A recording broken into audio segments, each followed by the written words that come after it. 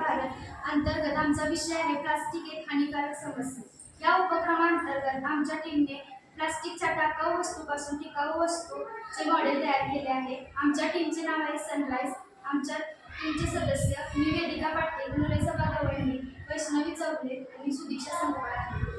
नमस्कार, माझे नाव नुरेसभा गवळणी। प्लास्टिक मुक्त भारत हा महत्त्वाचा उपक्रम आहे। या उपक्रमाचा उद्देश पर्यावरण वाचवणे आणि प्रदूषण कमी करणे आहे।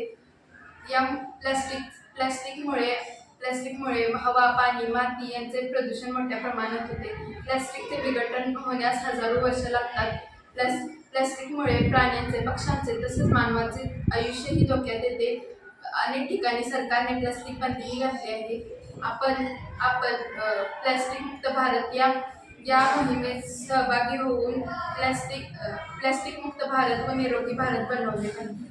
नमस्कार, मी वैष्णवी चौगुले।